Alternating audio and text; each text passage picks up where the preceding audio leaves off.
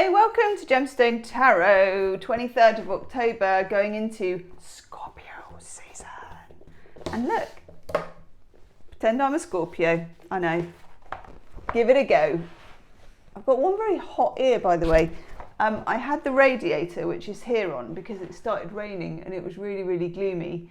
And then it did that British thing where it then just kind of got really broily and really hot. And so I've sat here.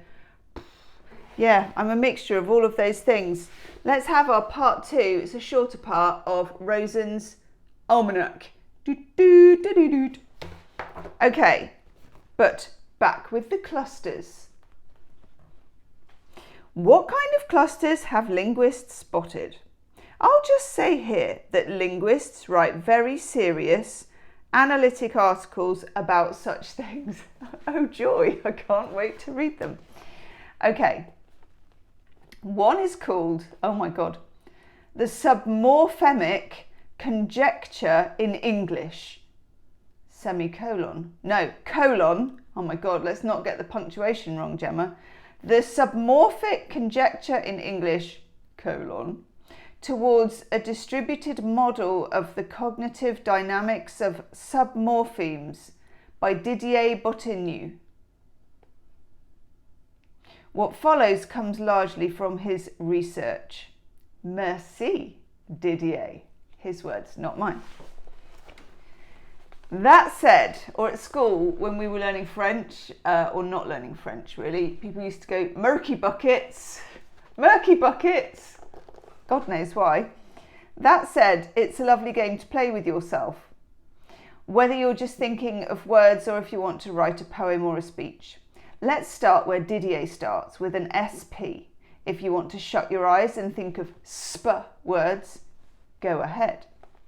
Didier picks spin, span, spill, speak, spew, spit, spend, spec, spot, spate, spall, spawn, spool, spook, spam, spoon. Okay. At the end of words, clasp and wisp, and separated in sip, seep, sap, soap and soup. And then in another category, spray, sprawl, sprinkle, spring and sprightly. Jesus Christ. When you think about things, when you think about anything, linguistics or any other kind of geek out, my mind just boggles about how much there is in everything, you know? Everything. So what do you think links these words at the level of meaning? Brackets, semantics. This is where it gets complicated. Really? You mean it hadn't got complicated before? And using Didier's word, full of conjecture. So in other words, you can argue it either way. He identifies centrifugal rotation, projection, and in the case of that last sentence, beginning with spray, he talks of agentivity, as in agentness. I love this. So over to you. Do you think, and let me know in the comments section, there is a sufficiently strong link between the SPUT words and the SP and the ones at the end, and a cluster of meanings? If you don't, then the conjecture ends. If you do, it has enormous significance. I thought it did. It suggests that sometime far back, when humans started devising sounds to signify meanings, they did match some sounds, at the very least, to the things that they described. Didier goes on with st, sk, r, so R, W and R, SW, TW, CL, GL, SL. This boy knows how to have a good time, doesn't he? He also has some detailed analysis of exactly where and how we produce these sounds with our tongues, teeth, lips and the roof of our mouth. Jesus. You can have fun with these. Say GL, gl, for example. Glisten, glow, glimmer, glitter and glint.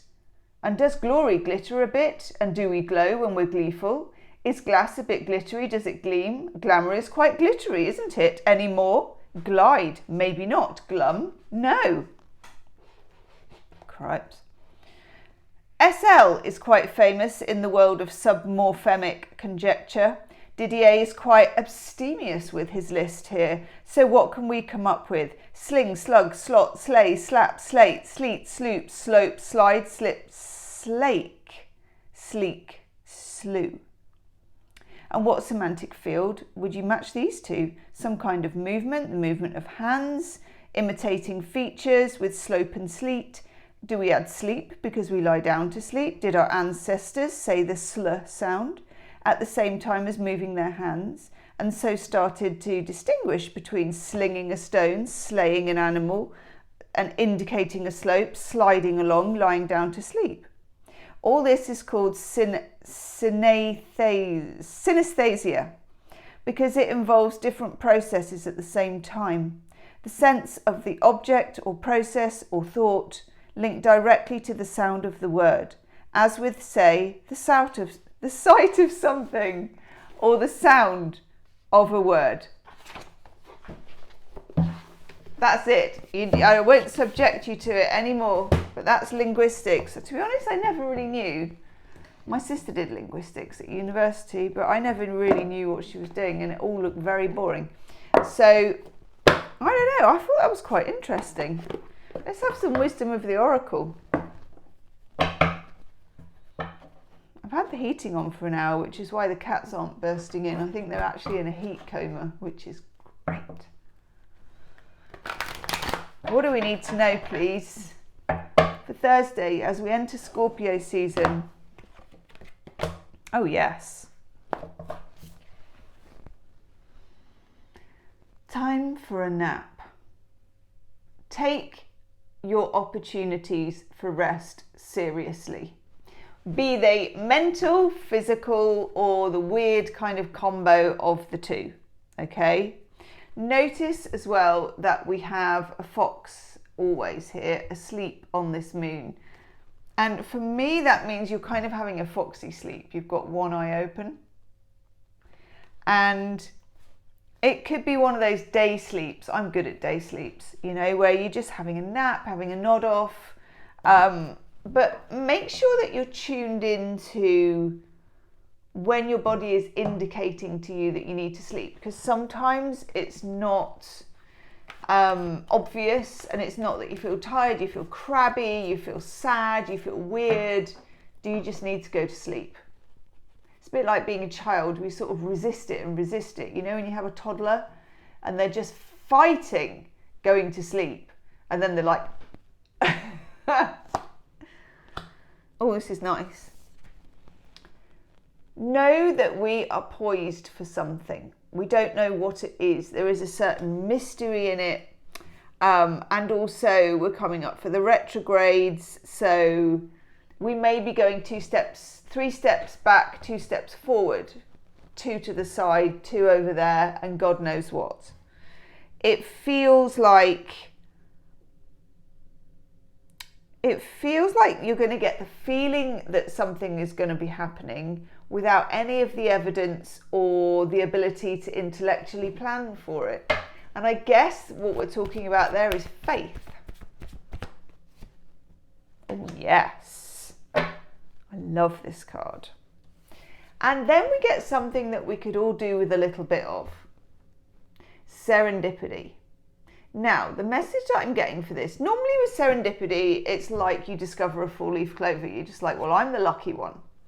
And often that's the way it goes. But what I'm getting with this is just that slight feeling of you do actually make your own luck as well.